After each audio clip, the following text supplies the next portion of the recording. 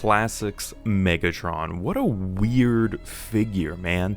This was only available in like a 2-pack with Optimus Prime, and then it was available in like a white color scheme, and it's available in a blue color scheme. It's just an overall very strange one. It also was the first Classics figure that wasn't directly based on the G1 counterpart. This one was based on its G2 version, and even then that's kind of a loose connection. It kind of has no real point to exist. That all said, it still is a pretty nice deluxe. I'd argue it's the better of the two deluxes from that 2-pack. The turret can move up and down and rotate around, which is pretty nice for tank transformers. It's always good whenever the turret can move and articulate like that. And I mean, all things considered, it's kind of a clean tank mode. It's not the cleanest with the feet hanging off the back there, and this is a common misassembly, is that the feet are wrong, but who would know?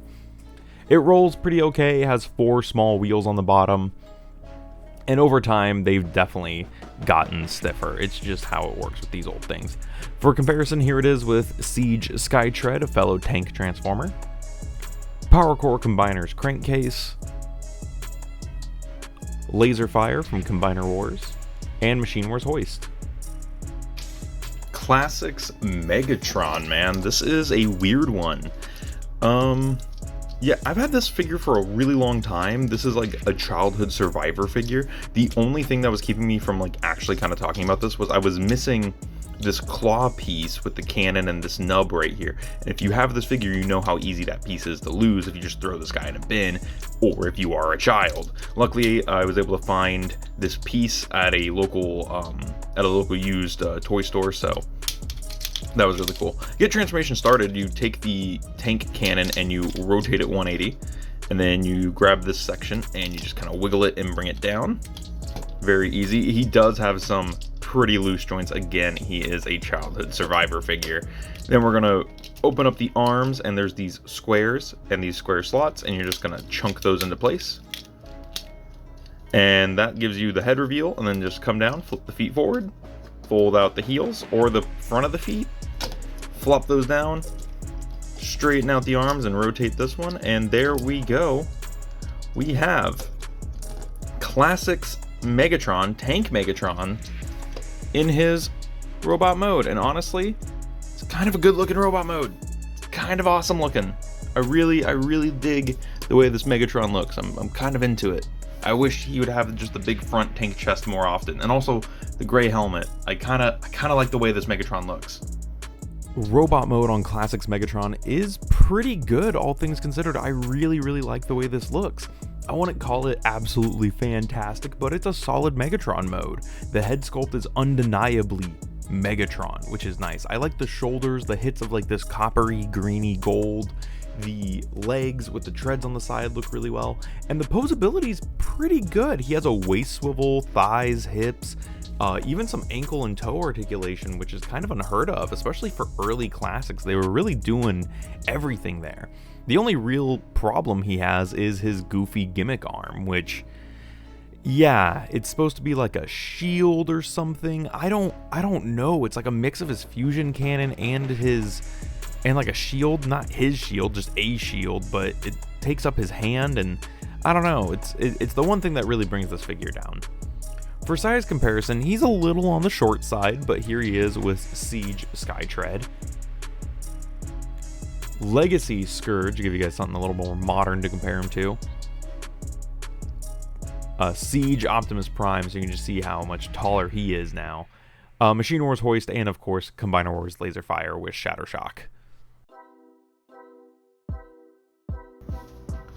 Articulation on Megatron is pretty good for the time.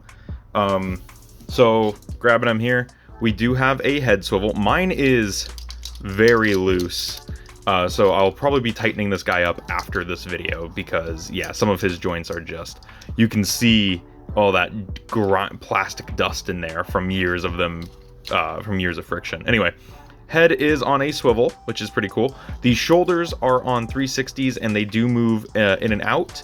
That is for both of them. They both do that. And then they both have a elbow swivel. This one has an elbow and a hand, which, you know, pretty good, honestly. It's a 5mm compatible peg too, so that's nice. This one has that really goofy gimmick that I showed earlier in the one section. And yeah, it's supposed to be like a shield, maybe. I don't know. I typically just have it folded up behind his arm, kind of like that, which I really wish there was like a sculpted fist in there or something to like at least sort of counterbalance this instead of just giving him a cannon hand. But hey, it is what it is. There it is. There we go. From the waist down, he does have a waist swivel, which is pretty nice. And then he has ball jointed hips, swivels at the thighs, 90 degrees, just shy of 90 degrees at the knees. And then he has ankle forward and back, and then he has a heel, so you can actually kind of get this guy in some really intense, like wide-legged poses. And because he has that crutched heel, you can kind of have him grip the ground almost and adjust his stance to get more balance, which is really, really nice. Despite the fact that mine is very loose. He also kind of has an ab crunch, if you want to count that transformation joint as an ab crunch. Again, mine is very, very loose. It's essentially a teeter-totter, but yeah. Overall, if he was in better condition, pretty good articulation on this guy. Even still, pretty good articulation on this guy. Overall, Classics Megatron is a pretty alright little figure. If you're looking for a simple little Megatron guy, this is a great stand-in. If you want a Megatron that's bigger than, you know, Legends class, but not quite Voyager, this is a good one. Or if you're just looking for a Megatron to stand in kind of as like a Megaplex or maybe a G2 Megatron, something that could go up against some smaller figures, that's really what this is. And it does a pretty okay job at it. It's a silly little guy, and hey, aren't we all? I really like Classics Megatron. Let me know what you think about him in the comments below, and I'll see you guys in the next one. This has been Bot's Obsession.